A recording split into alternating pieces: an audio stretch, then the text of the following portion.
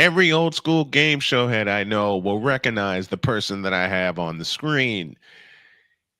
He is, well, I'm just going to go ahead and he is none other than Rich Fields, the former announcer at The Price is Right, who has a book called Trust Your Inner GPS. We'll talk to Rich and we'll do a whole lot more. It's the Brian Snow Show. Starts right now.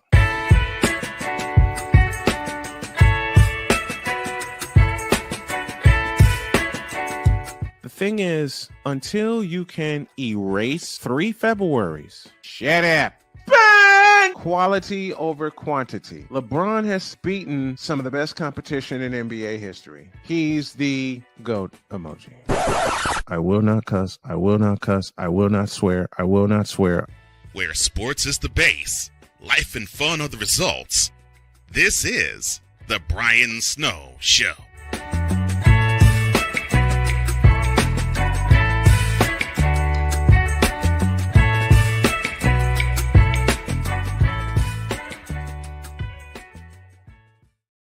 Good afternoon, everyone, and welcome to this Monday edition of the Brian Snow Show here on Snowman Multimedia. We got a lot to do and a short time to get there. I love the branding. I just love the branding, man. It's awesome. Thank you. I had so much help from so many friends to put that intro together. This fellow here held a position I once wanted as a child, and that's to be the announcer of The Price is Right. But when I first discovered the show, I was a bit young at the time. He held the position. He worked with the greatest in Bob Barker, and we're going to talk about that and much more. Please help me welcome Rich Fields. He's with me right now. The crowd goes wild. Brian Snow, come on down. I love it. I love it. You don't know, for years I've wanted to hear that from either Johnny Olson or Rod Roddy or someone who was there. I never got a chance to make it out to Studio 33, but man, what was it like telling people to come on down, for using that phrase for such an iconic game show for as long as you did? A huge thrill, Brian. I mean, like you as a kid, my mom, I've told the story many times. She can back me up. I mean, I'd stand in front of our television set in Avon, Ohio as a little kid, holding her black hairbrush like a microphone, saying, come on down, or it's a new car. And, you know, they thought I was nuts, but I told everybody. I mean, from grade school, I told classmates, I told the nuns at St. Mary's, I told everybody, I told college roommates, I told professors, I told everybody I worked with in radio throughout the years trying to get there. I told everybody, someday I'm going to work with Bob Barker at The Price is Right. And it's just amazing that it all came to fruition. Trust Your Inner GPS. I love the title of that book. There's the cover right there, folks. And look at that. Look at those smiling faces. Look at those faces, man. Man. I mean, talk to me about what a person's inner GPS is. It's your intuition, Brian. It's your intuition. And rarely do we listen to it. We hear it. We probably talk with it subconsciously all day, but we rarely take its advice. And it's really a pathway to your soul and what your soul knows and wants for you. And if you just listen to it and go by its guidance, it will lead you to your ultimate dream in life. You may not even know what it is, but if you give yourself some quiet time and say, hey, intuition, my inner GPS, God, what's my ultimate goal in life? What am I supposed to be here for? Immediately, if you're listening, it tells you, believe it or not. All you got to do is query it. All you got to do is ask it. And I was lucky enough as a little kid and have parents around me who taught me the value of trusting your intuition. And I was lucky enough as a little kid to have this intuitive thought that I'd work with Bob Barker someday. And every decision I made was with one goal in mind. Is this step going to get me one step closer to The Price is Right in Hollywood? Everything I did, and whether it was a class in college, whether it was accepting a radio gig, is going to this market, is moving to this station, is uprooting everything. Is this move going to get me one step closer to being the announcer with Bob Barker on The Price is Right? If the answer was no, Brian, I didn't go, or I didn't take the job, or I didn't take the class, or I didn't, I didn't act on it. But Beautiful. If the answer was yes, I went. Beautiful. I love it. My intuition for many, many years, as we talked off the air, I had several intuitions and I've acted on all of them. I've done some voiceovers for some friends because people love hearing my voice and they You got said, a you should be great a voice, voice. you should get into voice acting. So I'm doing that. And they also told me my love of sports would lead me to be a sports talk host. You should try that. And you do I that. did. I did that. I started that on my own. And my favorite play-by-play announcer of all time, growing up in Chicago, was the late great Jim Durham. Voiced Bulls games for many years, and I Yep. said, you know what? If he can do it, I can do it. And that was my inner GPS touching me at 10 years old when I first heard the Bulls on the radio back home in Chicago. So on a whim, here's a story about trusting your inner GPS. I was at Chicago State University. I was 23 years old, and on a whim, my friend Kevin checked out a camera, and I said, "Can you attach a microphone to that camera?" He said, "Yes." And he saw this evil grin on my face. He says, "What are you up to?" I said, "I want to try something." So he races back into the office, checks out a camera. We go over to the gym. Chicago State was playing Northern Illinois, and he said, "Here's the microphone. You attach it here." And I attached it, and he goes, "What are you up to?" I said, "You know who Jim Durham is?" "Yes, I'm going to be Jim Durham tonight." That was the first game I called. Awesome. Northern Illinois and Chicago State. And you said it. When you trust your feeling and make the moves that get you to your goal, and it's a grind and a half. Believe me, it's a grind and a half. I've been doing this now almost 30 years, and it's just so much fun being an announcer. I know it's a blast for you. The first day you were at the Bob Barker studio, and the first day you were on, were you nervous the first day? I was more excited than nervous. I mean, because I was in my 40s by the time I got the job. Mm-hmm. And I had, been through a lot of radio stations already and was already dabbling in television a little bit. And Yeah. I'd already been a meteorologist at a CBS station out in Palm Springs area. So, I kind of had some background to me, but the magnitude of walking out on that stage for the first rehearsal of my very first audition day, because all the shows were going to be used, on the air. So Mm-hmm. walking out that very first day for rehearsal, and there was nobody around, there was no audience, the staff is just starting to come out, the cameramen are just starting to take their places, and stagehands and so forth. And I stood out there on that Mark Goodson Daisy, where I stood with Johnny Olson 25, 30 years earlier as a teen, whole nother story. And I stood out there, I looked at the audience, I looked at that little seat that I sat in as an 18-year-old when Johnny Olson called me to the stage.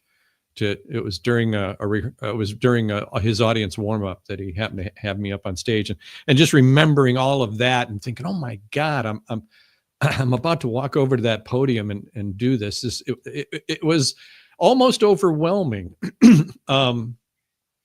internally, emotionally.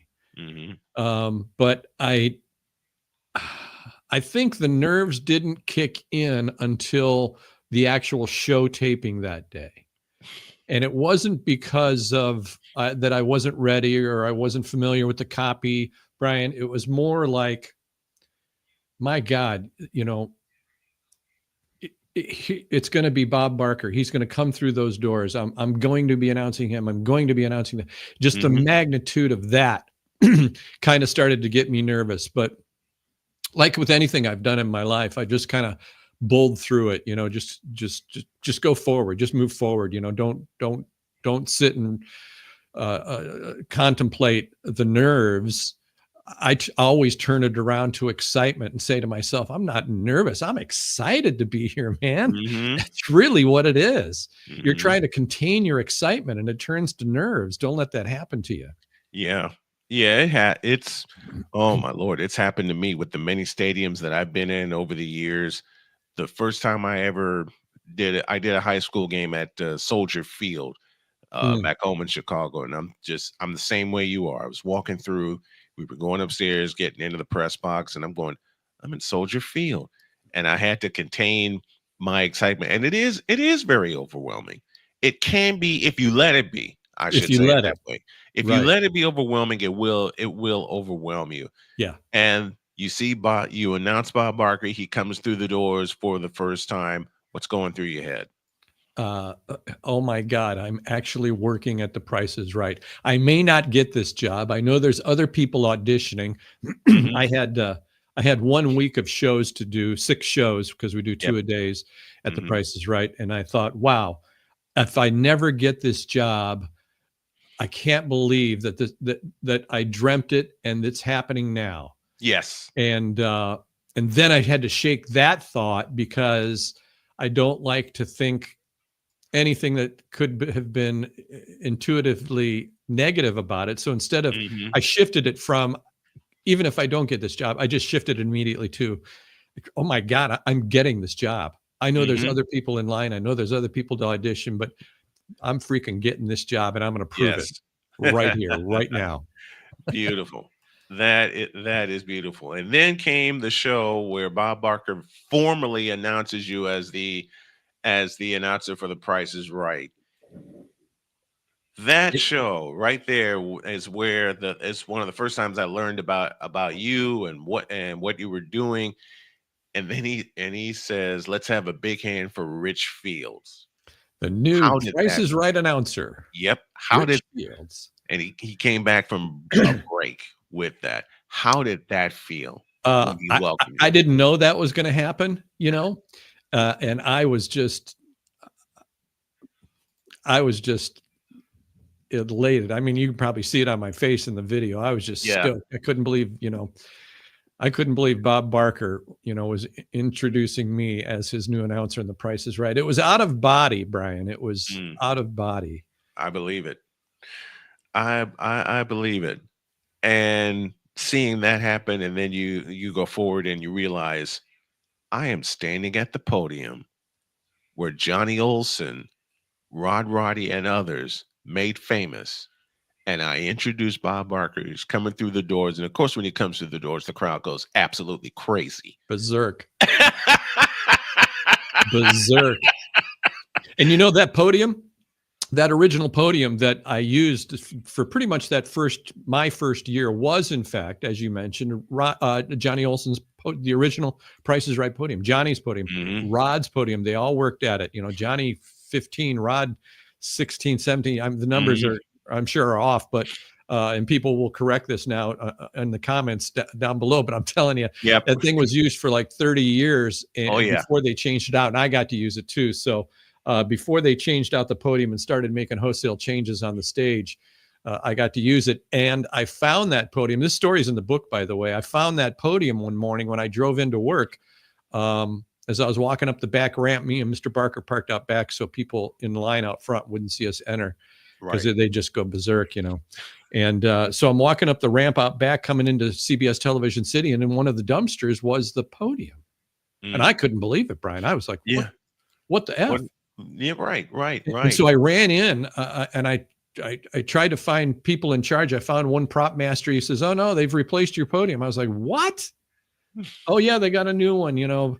I couldn't believe it. So I went and got Roger Dobkowitz, the producer of the show. I said, "Roger, new podium?" And I kind of understood that, but I said, "You're throwing the Mhm. old one away?"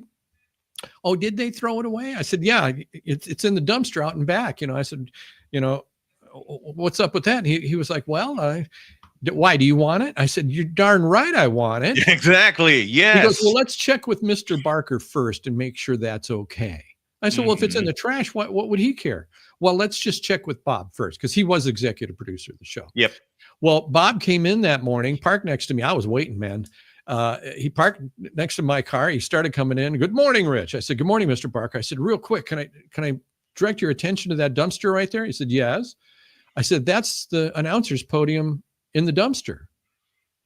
He looked at me and he says, "Why is the podium in the dumpster?" I said, "Well, they've made a new one and it kind of matches the set for this season. And they've thrown the old one away."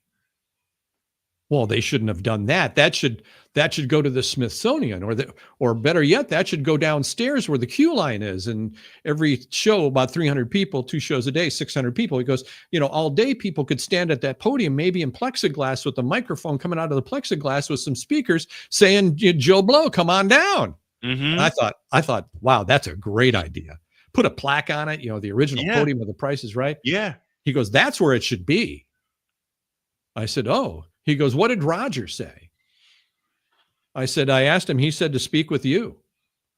Well, if he doesn't have any plans for it, go ahead. You want it? I said, yeah, go ahead, take it. And I have it to this day. It's upstairs in my recording studio right now. Wow. So to not this only day. did you make history, you have a piece of history. Oh, I've got a lot from the Price is Right. I've got so much. I don't know if you can see behind me or not in this shot, this 2 shot. You probably can't see it, but that script behind me here. Mm-hmm. Let me see if I can pull it into the shot for you. There you are. That is the script from Bob Barker's final show, autographed by Mr. Barker. That's my script. That's the announcer script. It's the only script. Mm-hmm. The only script in the show. And after the show, I had Mr. Barker autograph it for me. So I got a lot of memorabilia, kinds of memorabilia, stuff on the walls. When he made the announcement that he was retiring, what was the first thing that went through your head? It was the day before Halloween of 2006. Mm-hmm. And he came in. I was in my dressing room. We had already had the morning meeting. We'd already gone through the script. We'd already gone through blocking with the director and the models. And I was in my dressing room sitting at this little sofa that Johnny used to sleep in and Rod used to nap in. And I was sitting there, and there's a knock on my door. And I said, yeah.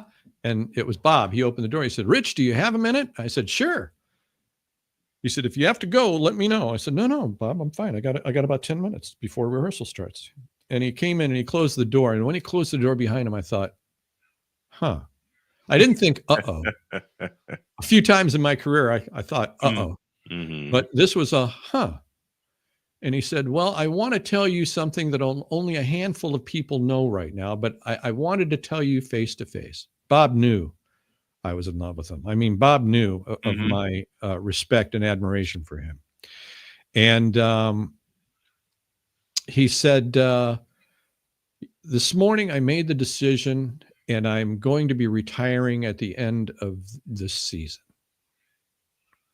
And I was like, in my head, I was like, no, don't leave now. Oh my God, I've only had like 3.5 years with you. Mm-hmm. Don't leave now. That was in my head. But immediately the politician in me came out and said, oh my God, Bob, congratulations. What's this going to make, like 50 years for you in TV, right?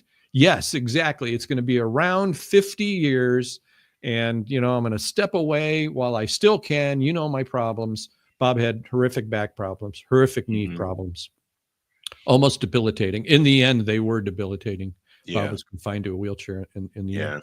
But it was crushing for me. It was crushing to hear the news. And then it started to filter out to the rest of the staff that day. And everybody was like, oh no, what's going to happen to the show now? But for me, it wasn't so much that, I could have gone back to meteorology right away. Mm-hmm. It wasn't so much a love for the show. For me, it was more of a love for Bob Barker and it really started questioning me. My wife and I actually had conversations, Brian, about, gosh, do you want to stay? Mm-hmm. Because we knew the show would never be the same. Do you want to be associated with that? You know what I mean? Yeah. Because we didn't know who they were getting. Mm-hmm. I will never forget something that you said. I was watching a game show special, and when they said the line that Bob Barker's retiring, I will never forget your reaction of Bob Barker's retiring. No, stop the world. I want to get off. I do remember saying that. Wow. He said, stop the world. He said, stop the world. I want to get off. And my dad, it was 2006. It was my dad came in. He heard me, came into my room. He heard me laughing, and he said, "What was that?"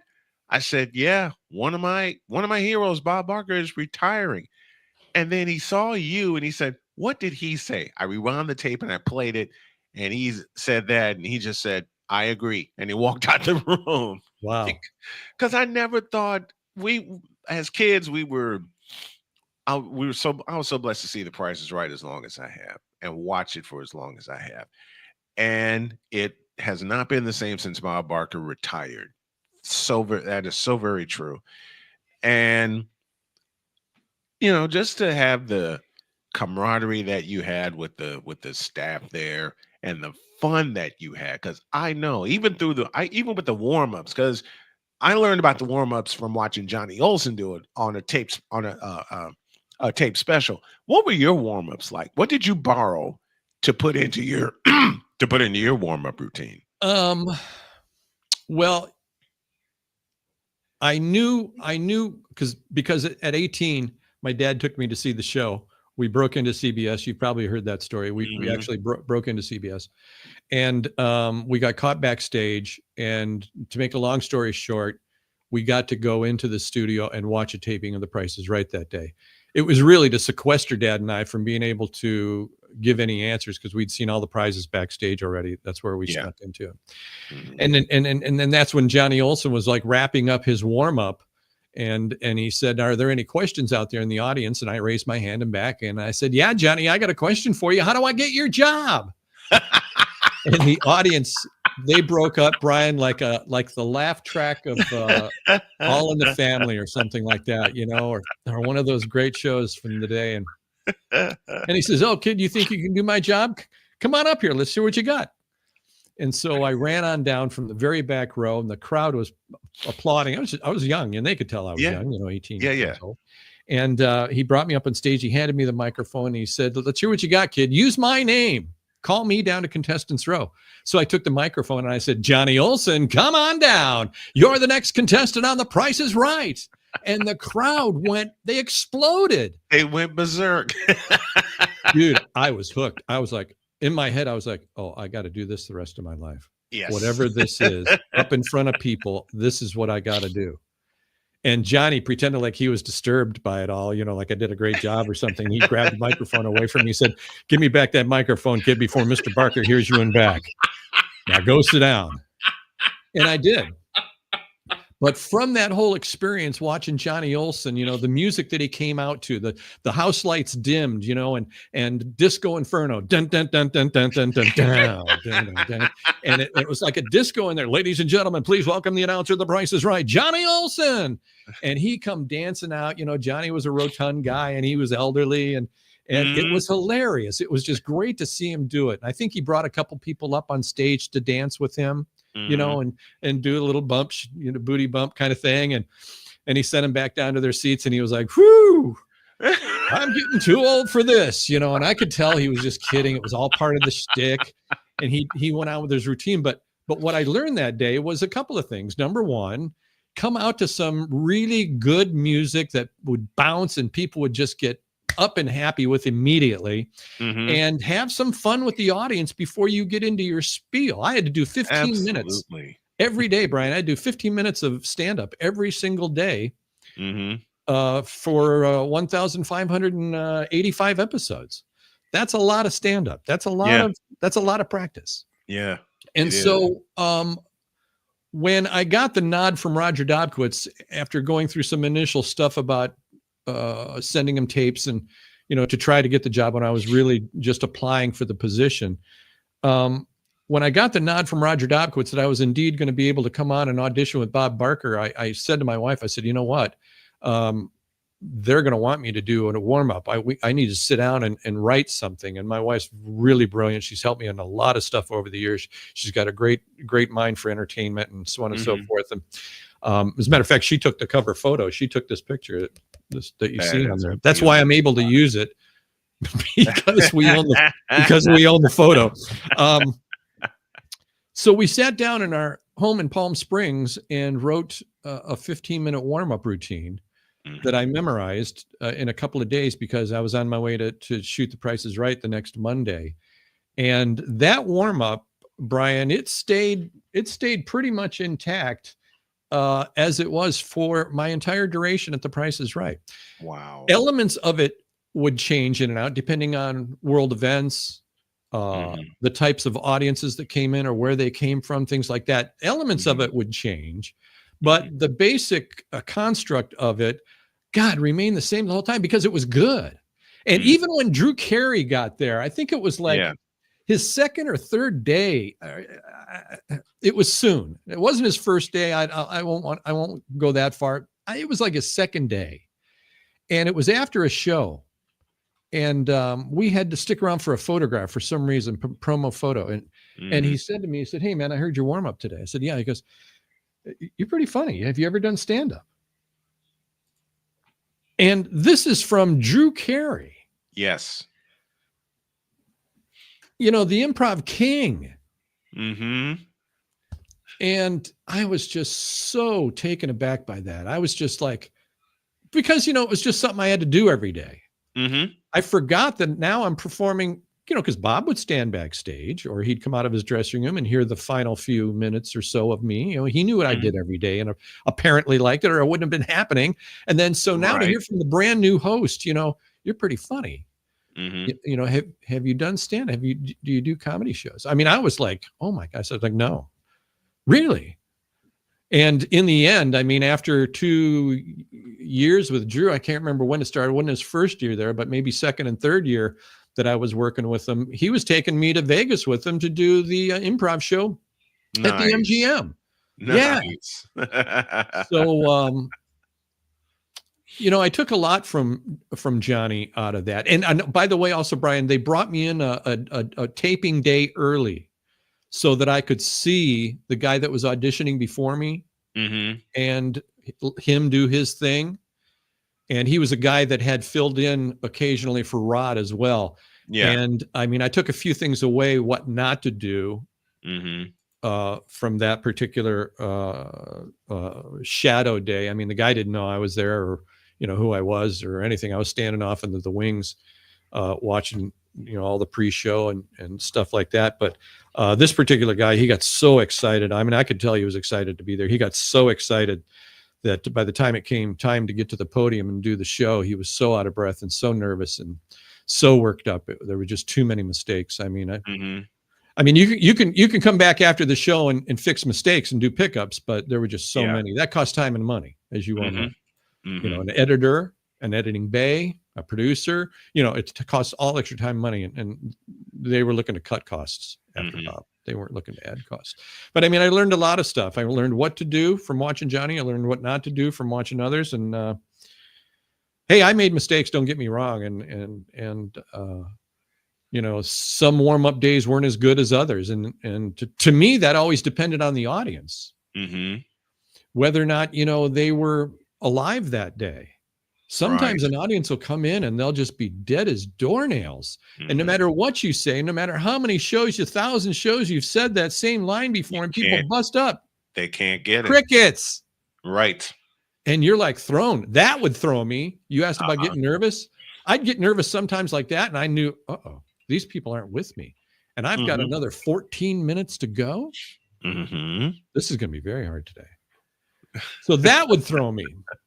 But I was never really thrown too much by, you know, or nervous too much during the show. I was so thrilled to be there, dude.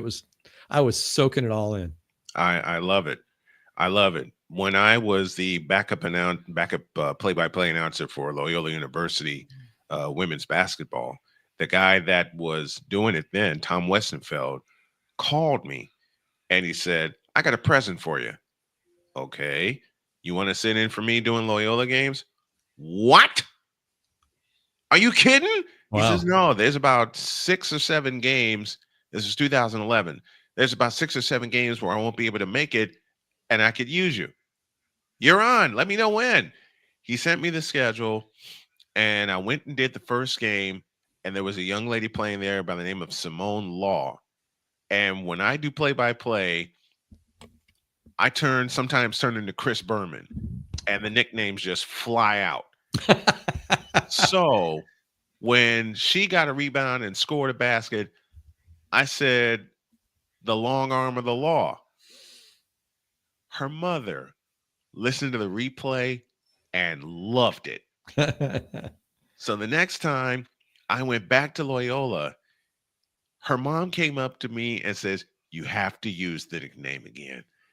All right, you're on. I can do that. Simone came up to me and said, "Keep the nickname. I like it. Keep it."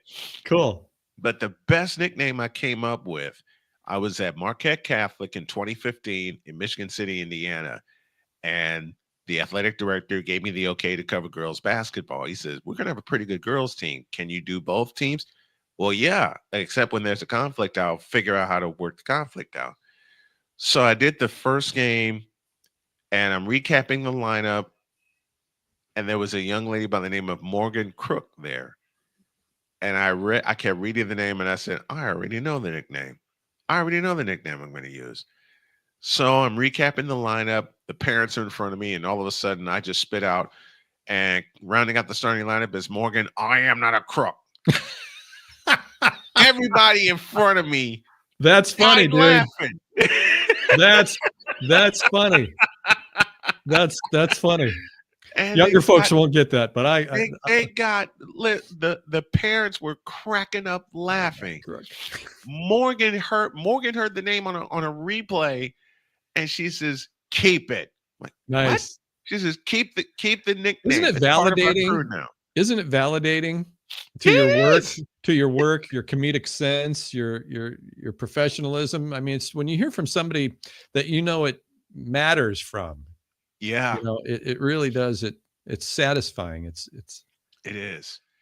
And folks, if you're interested, this is the book right here. Trust Your Inner GPS. Is what we've been talking about the whole half hour, and it's how Rich Fields got to work at The Price is Right as the announcer.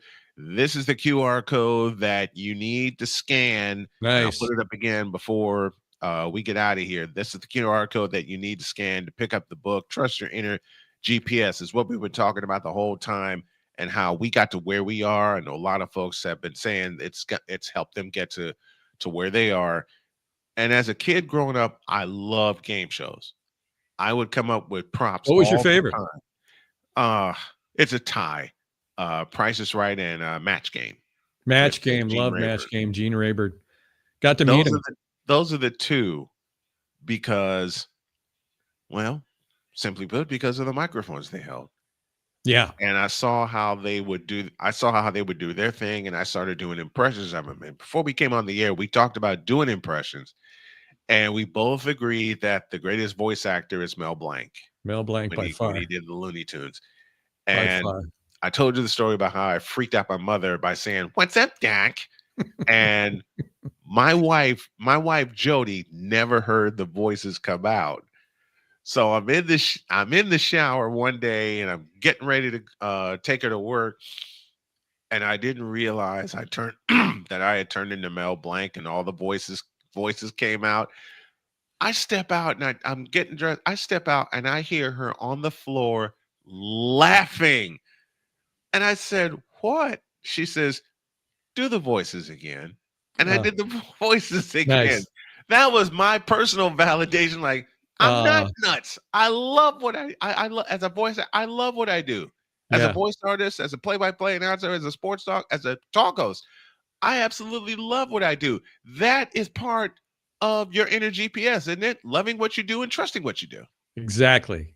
Ding, ding, ding, ding. What did he win, Johnny? You hit it right on the head. What did he win, Johnny? How about a new car? Yeah. No, you hit it right on the head, man. Listening to that inner voice, that intuition, like I said earlier, man, it'll tell you exactly what to do. And if you don't know your place in the world, just query it. Go to a quiet place and just say, what am I supposed to be doing in life? What is my ultimate goal in life? What do I want to do? Mm-hmm. Some may want to be a singer-songwriter. I tell this story. I do a lot of speaking now since the book came out, and online kind of counseling as well, because it really hit a nerve in people about, listening to your intuition. And I was out here at UCF in Tampa, and USF in Tampa, And I got done with my speech, and I always like to open it up to questions. A lot of speakers are like, God, don't do that. You know what I mean? Mm-hmm. but the content I have, it's okay. You know what I mean? I'm ready for anything they can throw at me. I'm not political, so I don't worry about that kind of stuff. Right.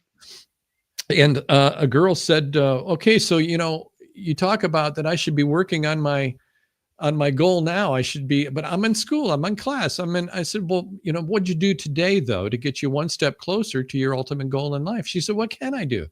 I've got projects that are due. I got studying that's due. I got this. I say, well, yes. Yeah. Mm-hmm. But you have break times, right? Even if it's 5 or 10 minutes. I said, what do you want to do in life? What's your ultimate dream? Well, first I asked her what she's majoring in. It was something like liberal arts, I think it was. Mm-hmm. And I said, well, what do you want to do in life? And she said, well, I'd like to be a singer. I'd like to be on The Voice someday.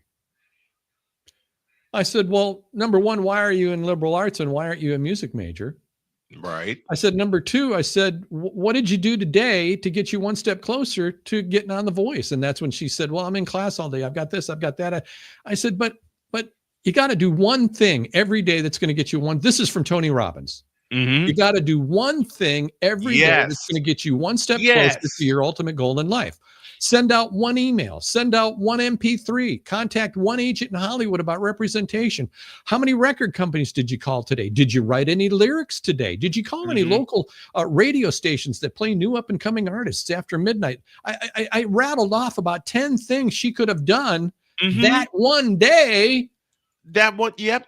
And she wasn't doing any of them, but it was an eye opener for her. Yeah. And I hope everybody else in the room, and I hope for everybody else that may be watching now, do one thing every day that's going to get you one step closer to your ultimate goal in life, and it'll happen. The timeline of getting to where you want to go goes from that long to that long to that long. And boom, all of a sudden, you're there. You're there. You're standing on stage with Bob Barker at the frickin' Price is Right, forgetting that you're the announcer watching the show, and literally Bob saying, Rich, and you're like, oh man, this is so. Oh my God, he's talking to me. He's talking to me. That happened to me. Yep. Forgot what I was doing there because I couldn't believe it. That was me also. When I first got the bug to do it, because I would practice at home all the time growing up. And as I said, I got bitten by Jim Durham, because Jim Durham was the first voice I heard in my head. And then I heard a voice named Wayne Larrivee. He was the voice of the Chicago Bears at the time. And when I first started my sports show, I said, one of the guests I'd love to have is Wayne Larrivee. Wound up meeting Wayne Larrivee in Indianapolis, Indiana at the Hinkle Fieldhouse. This past summer, I welcomed Wayne Larrivee to the show. And I said, okay, I can check that off now. Right. Isn't it great to meet your idols? People say, oh, you don't want to meet your idols. Oh, it'll change your whole. No way, man. No way. It's inspiration. I surprised my crew with that because Wayne didn't confirm until we were in the break. And he said, okay, I'm ready. I got stuff out of the way. Let me have it. I sent him the link to join the show. And I had an evil smile on my face when we came back from break. And I said, I have a surprise for you guys. And Victor said, what are you doing now? And then I introduced Wayne Larrivee. And Victor said, what? He literally echoed the feeling I had from welcoming him and talking to him. And now with you, some of my friends are tuning in and they're texting me and they're going, you actually have Rich Fields. Yep. And it's my pleasure too, by the way. Thanks for having me on. I really appreciate it. This has been so much fun. This has been an absolute blast. And when you gave me the confirmation, the first person I told was my wife. And I said, honey, do you know Rich Fields? She says, yeah, you sent out that The Price is Right. Yeah, I'm going to have him for an interview. Huh? And I said, yeah, we confirmed. I'm going to have him on for an interview. And this is, once again, folks, this is the book, Trust Your Inner GPS. Your intuition will direct you on the path to greatness. This is the QR code that you need to scan. Take a chance, scan it, look up Trust Your Inner GPS by Rich Fields. And the stories in there are absolutely wonderful. And the man himself, Rich Fields, was here this afternoon. And Rich, I thank you so much for coming on today. It My has pleasure, been a brother. delight. It has been a delight to have. Oh, you. you're a real pro. I do a lot of podcasts, brother. You're a real pro. You do Thank a you. really good job. I appreciate you so much. Thank you very much. Rich Fields, everybody. Thank you for tuning in, and we'll see you next time.